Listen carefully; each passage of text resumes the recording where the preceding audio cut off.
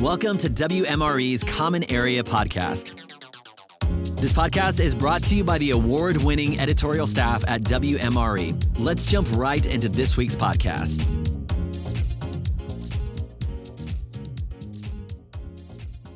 Hello and welcome to the Common Area with your host, David Bodamer.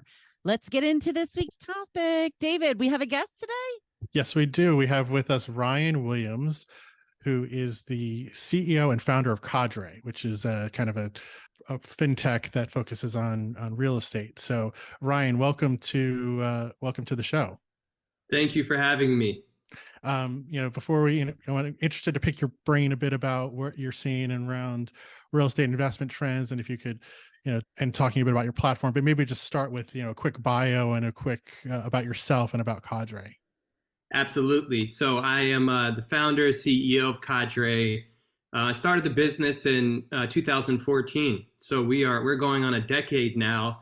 And Cadre in many ways is the culmination of my experience going back now almost 2 decades. I've always been entrepreneurial, started my first business in my teens, and always been really intrigued by real estate and frankly fascinated by how technology could transform a space like real estate. I saw that firsthand when I was an undergraduate in college, which was my first really foray into real estate investing. This was during the subprime credit crisis. And I ended up noticing after visiting one of my best friends in Atlanta, there are all these foreclosed homes in and around his neighborhood. And I'd been there a year before, and street was immaculate at that time. And so I didn't have the money myself, but a lot of my classmates did have a lot of liquidity. And so I presented this opportunity and this idea of, buying some of these foreclosed homes, aiming to rent them out to people who lived in the area, who just needed a second shot at, the American dream, and frankly, many working class communities. And, it showed for the first time you could do well while doing good.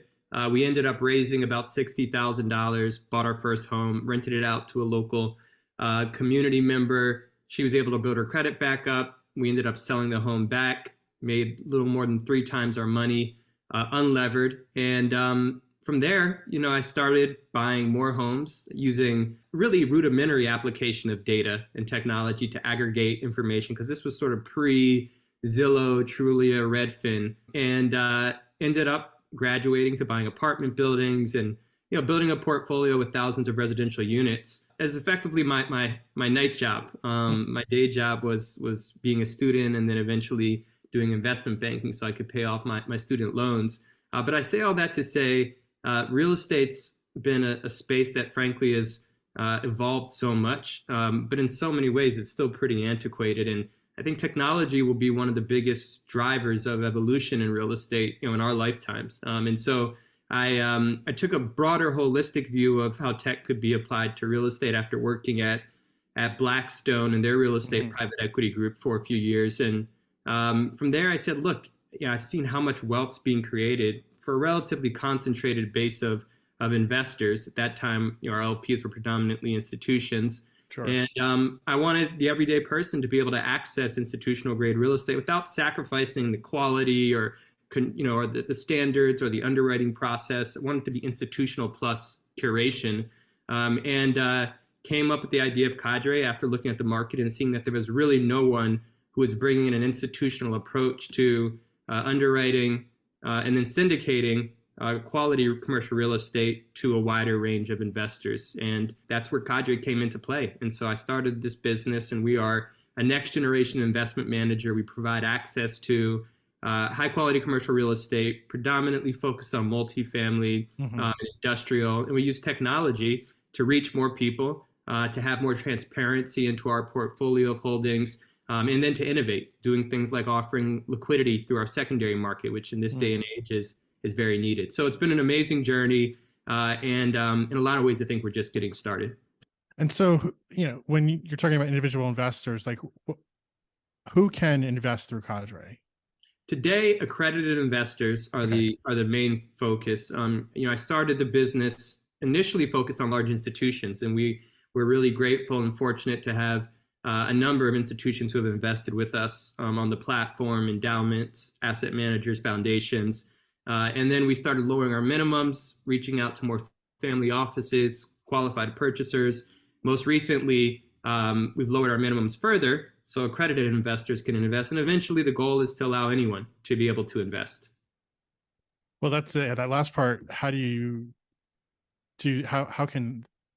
that work? Because don't you have to invest in real estate, be an accredited investor? How do you make it available to non-accredited? Well, there are certain regs that require one to be accredited that we abide by for certain offerings. With that being said, there's also product offerings and types. There's one in particular that's in our pipeline that enables and allows anyone to invest irrespective of your accreditation standards. So we have a fund in the works that will ultimately allow anyone, whether or not they're accredited, to invest based off the structure of the fund itself. Effectively, it's a 40 Act fund. Okay. And so that gives us a lot more leniency and frankly expands the aperture. Right, for sure. And then you mentioned the secondary market aspect. So can you talk about that a bit? Yeah, absolutely. When I started the business, I recognized that there are really two gating items that prohibited most, even family offices and individuals, from increasing their allocation to real estate. One was low fee, frictionless access, because traditional real estate funds charged significant fees, double promote, double carry, and made it pretty burdensome unless you were a big institution to actually be able to get into their offerings. And the second bottleneck and issue that I wanted to address was the lack of liquidity.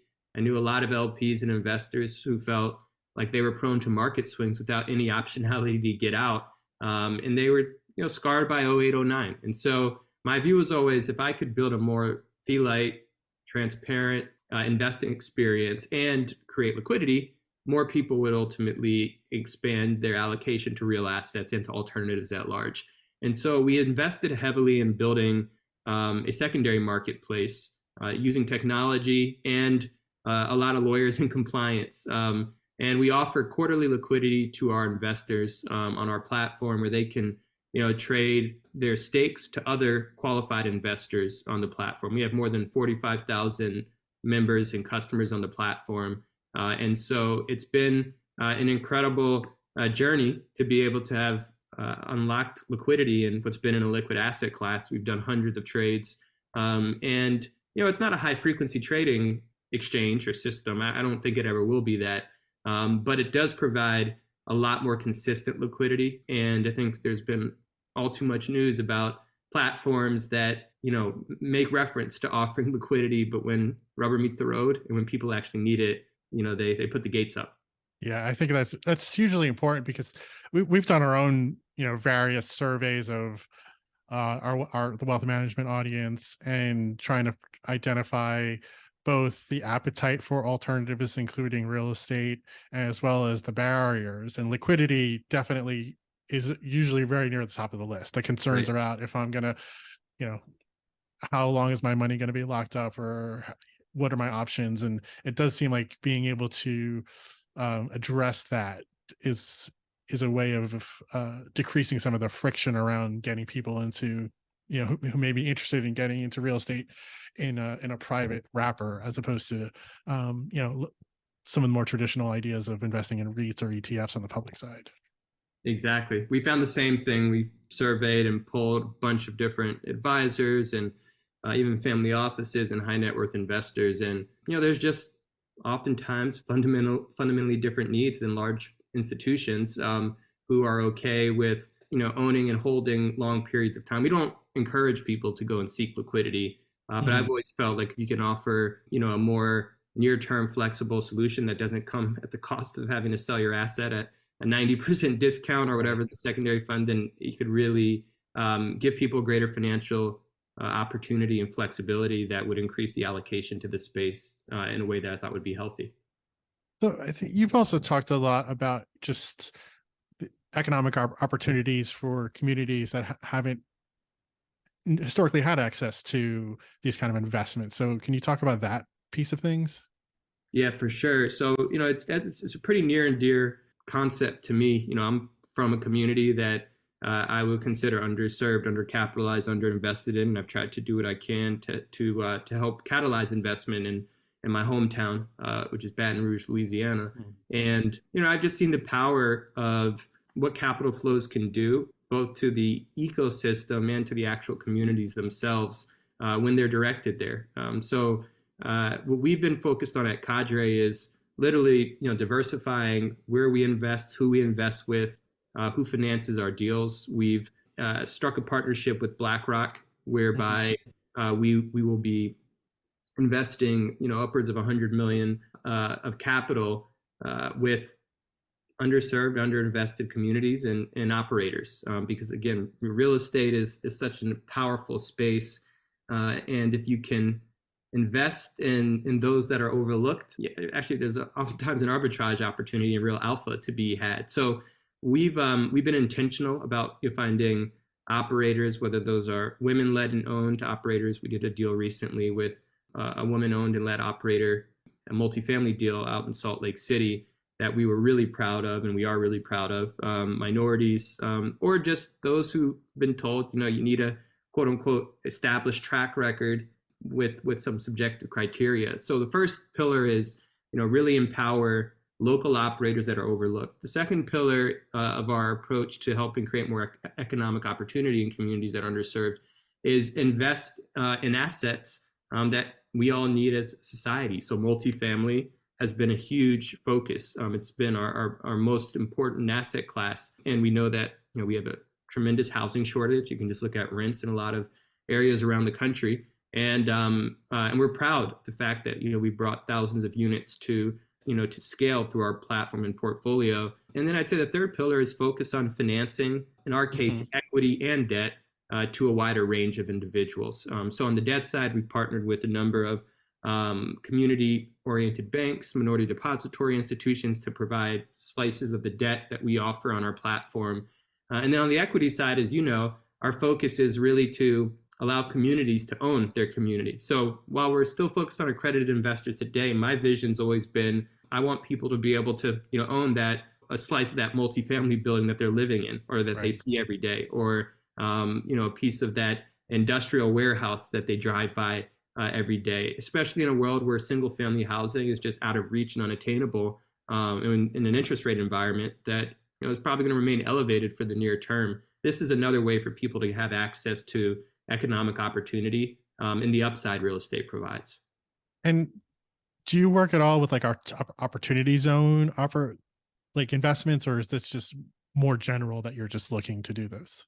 We have, it's a great point. I should have called that out as one of the product types that we focused on. But no, we did, we were one of the earliest platforms to really grow and scale in the opportunity zone space. We've invested hundreds of millions of equity across a number of properties around the country. And, the operators in a number of those deals are operators that either would be overlooked or considered different and maybe too unique, that have all delivered excellent returns for us. And so the Opportunity Zone program has been a great space. We've added a lot of affordable and multifamily housing in cities like Atlanta, Nashville, Savannah, Georgia, Dallas, Texas, a few other markets in the Sun Belt. And it was an incredible program, especially when, the intention of it is fulfilled, which is really to help drive greater economic vitality. We didn't invest in, some of the big cities that we frankly thought there was already a lot of capital flowing into.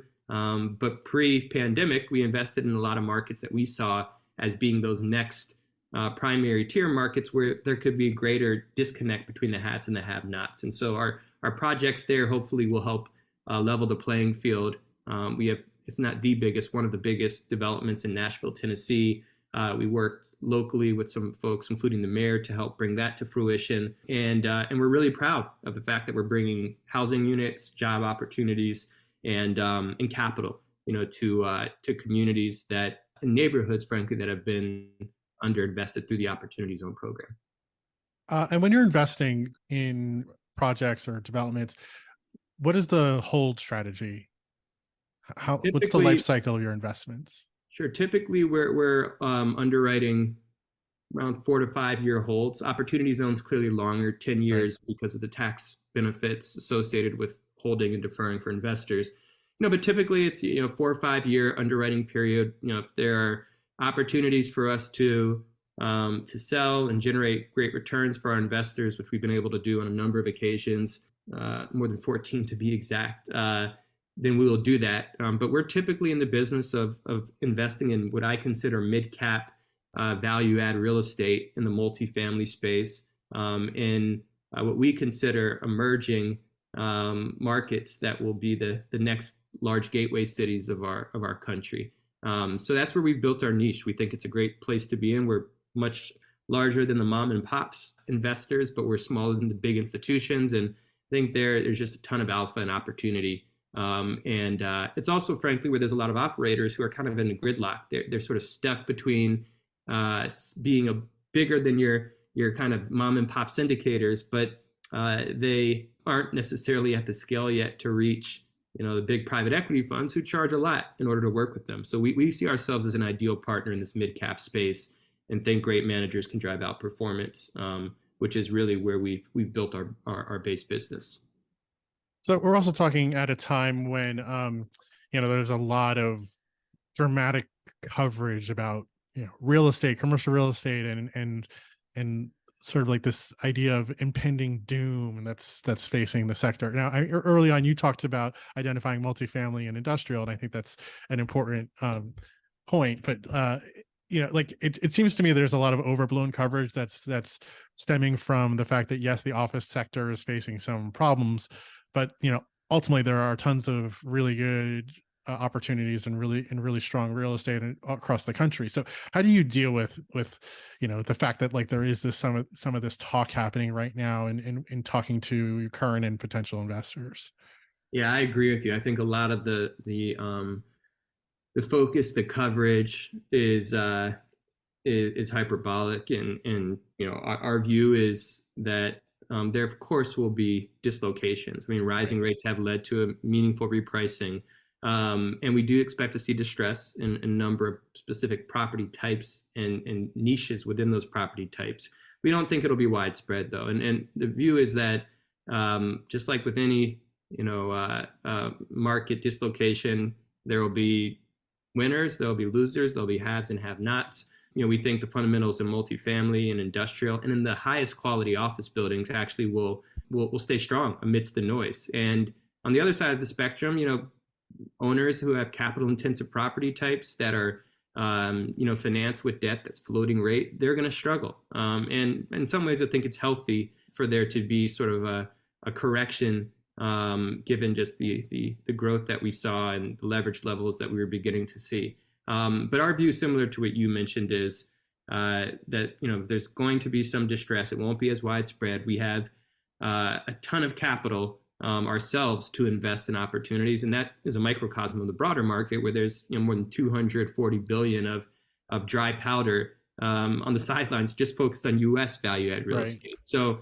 you didn't see that during 0809. While there's more floating rate exposure in a lot of cases, you still see lower leverage levels than you did then.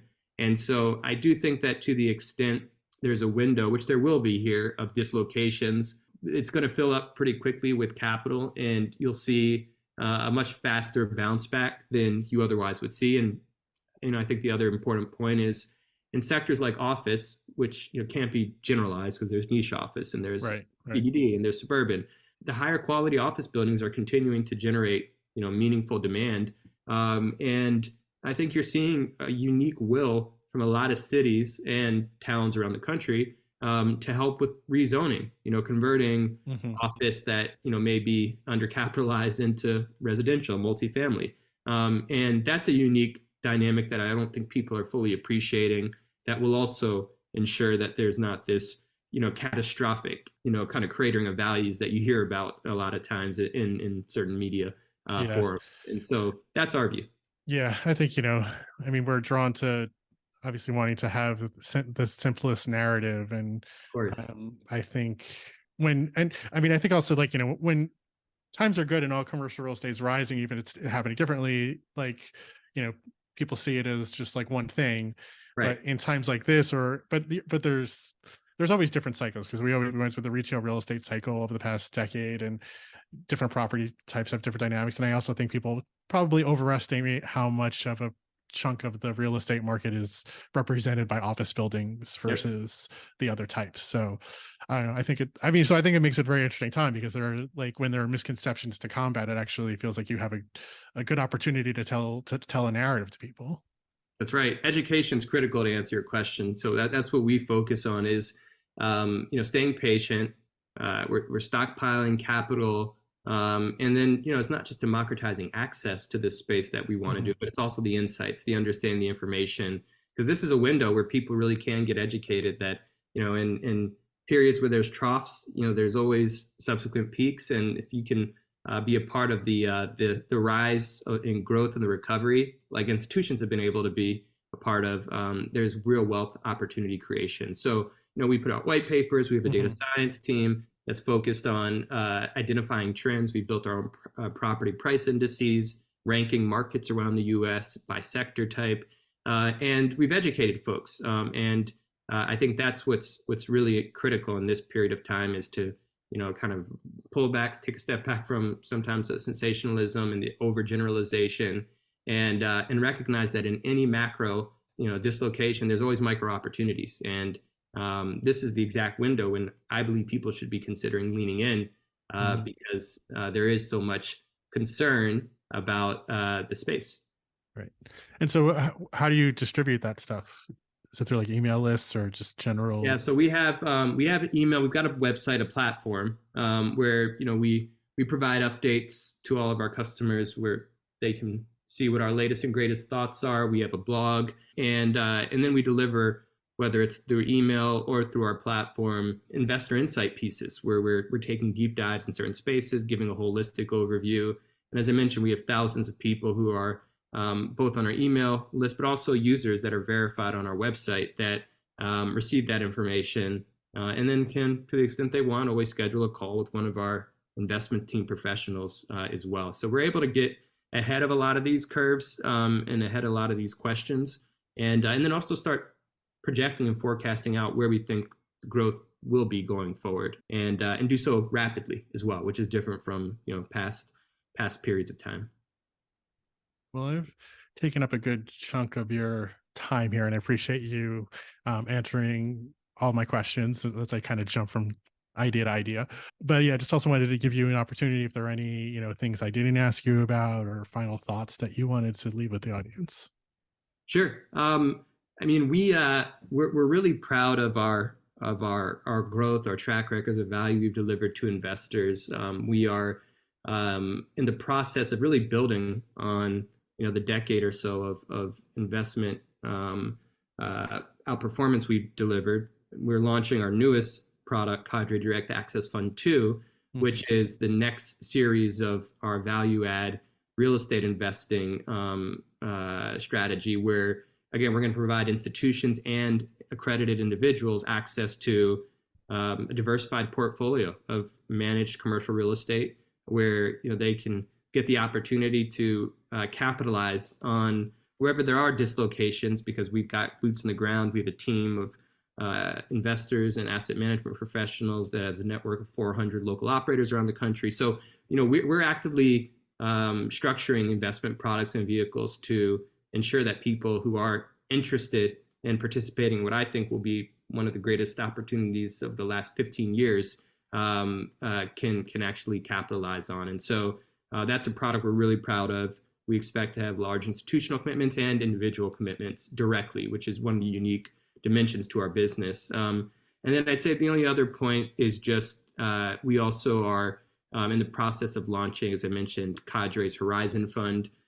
We've already received millions in commitments for that vehicle. That will be really a long-term value sort of core plus yield-oriented strategy, where today accredited investors, but ultimately anyone, including RIAs and non-accredited, can invest and build long-term wealth and generate income, and be able to have the transparency at the asset level that very few, if any, other platforms of our of our ilk offer. So those are two products that we're actively raising capital for and very focused on.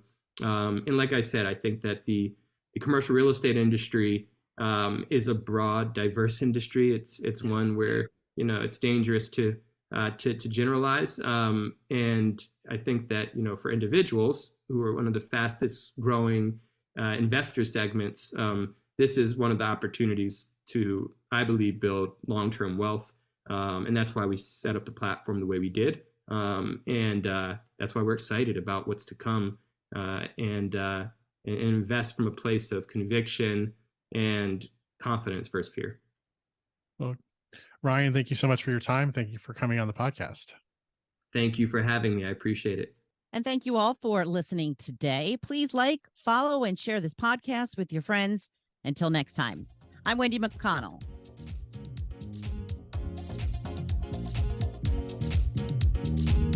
Thank you for listening to the Common Area Podcast. Click the subscribe button below to be notified when new episodes become available. The information covered and posted represents the views and opinions of the guest and does not necessarily represent the views or opinions of WMRE or Informa. The content has been made available for informational and educational purposes only.